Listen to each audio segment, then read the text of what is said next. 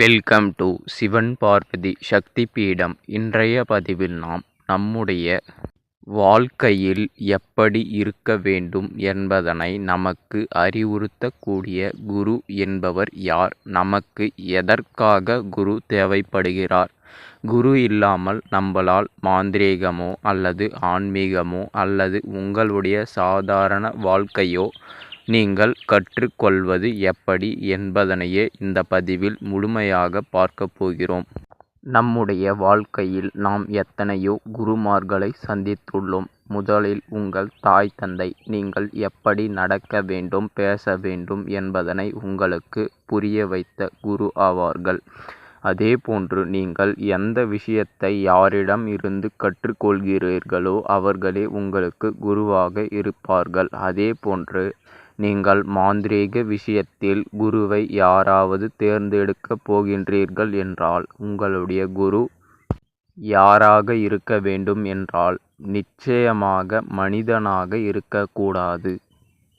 நீங்கள் மாந்திரீகத்திலும் சரி ஆன்மீகத்திலும் சரி தெய்வத்தை மட்டும் குருவாக எடுங்கள். தெய்வம் அல்லது சித்தர்கள் இவர்களை மட்டும் குருவாக எண்ணி நீங்கள் தியானம் செய்யுங்கள். ஏனென்றால் மனிதர்களுடைய மனநிலைமையானது அவர்களுடைய கிரக பலனை பொறுத்தே இருக்கும். ஒரு சில நேரங்களில் உங்களுக்கு அனைத்தையும் உபதேசித்து வைப்பார்கள். ஆனால் ஒரு சில நேரங்களில் உங்களுக்கு உபதேசித்த மந்திரமே உங்களுக்கு செயல்படாதவாறு உபதேசங்கள் செய்வார்கள். எனவே நீங்கள் குருக்களை தேர்ந்தெடுப்பதற்கு தெய்வத்தையோ அல்லது சித்தர்களையோ மட்டும் தேர்ந்தெடுங்கள். அது மட்டும் இன்றி நீங்கள் கேட்கலாம், அதுதான் மாந்திரீக புத்தகத்திலே இந்த தெய்வத்திற்கு இந்த மந்திரத்தை கூறி அழைத்தால் வரும், இத்தனை நாட்களில் வரும் என்று இருக்கின்றதே, நான் ஏன் குருவை தேட வேண்டும் என்று நீங்கள் கேட்கலாம். ஆனால் அப்படி இல்லை. நீங்கள் அந்த மந்திரத்தை கூறி அழைத்தாலும் அந்த தெய்வமானது வரும். ஆனால் அது வந்து என்ன செய்யும், அது எப்படி வரும் என்பதனை உங்களுக்கு ஒருவர் கூற வேண்டும் அல்லவா? அதாவது நீங்கள் அந்த மந்திரத்தை ஜெபிப்பதற்கு முன்னதாகவே அந்த மந்திரத்தை ஜெபித்து சித்தி செய்த ஒருவர் அந்த தெய்வம் எப்படி இருக்கும், அதனை எப்படி வணங்க வேண்டும் என்பதெல்லாம் உங்களுக்கு உபதேசிக்க வேண்டும் அல்லவா? அதற்காகவே குரு தேவைப்படுகிறார். நீங்கள் இதனை மனிதர்களிடத்தில் கேட்க முடியாது. ஏனென்றால் அவர்கள் நீங்கள் செய்யும் சித்திகளை செய்திருக்கலாம், செய்யாமலும் இருக்கலாம்.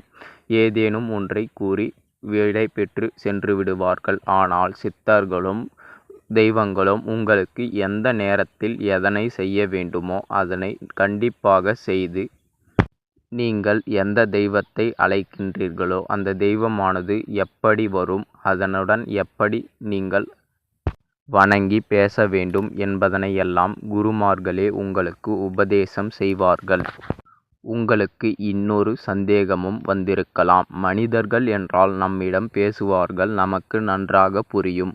தெய்வங்களிடம் எப்படி பேசுவது, சித்தர்களிடம் எப்படி பேசுவது, அவர்கள் பேசுவதை நாம் அறிவது எப்படி என்பதனை நீங்கள் உங்களுடைய சந்தேகமாக வைக்கலாம். அதனையெல்லாம் நீங்கள் விட்டுவிடுங்கள். காலையில் பிரம்ம முகூர்த்தத்தில் எழுந்து தியானம் நன்றாக செய்துவிட்டு, அதாவது உங்களுடைய எண்ண அலைகளை சிறிது சிறிதாக அமைதிப்படுத்தி மூச்சு பயிற்சியை தொடர்ந்து செய்து வந்தால் உங்களுடைய மன எண்ணமானது அமைதி பெறும். இப்படி அமைதி பெற்ற பிறகு நீங்கள் எந்த தெய்வத்தை குருவாக எடுக்க நினைக்கின்றீர்களோ அந்த தெய்வத்தை நினைத்து அதனுடைய உபாசனை மந்திரத்தையோ அல்லது ஓம் அந்த தெய்வத்தினுடைய பெயர் நமக என்று ஜெபித்து வருவதனால் உங்களுக்கு யார் குருவாக வர வேண்டுமோ அவர்களே உங்களுக்கு குருவாக வந்து கூறுவார்கள்.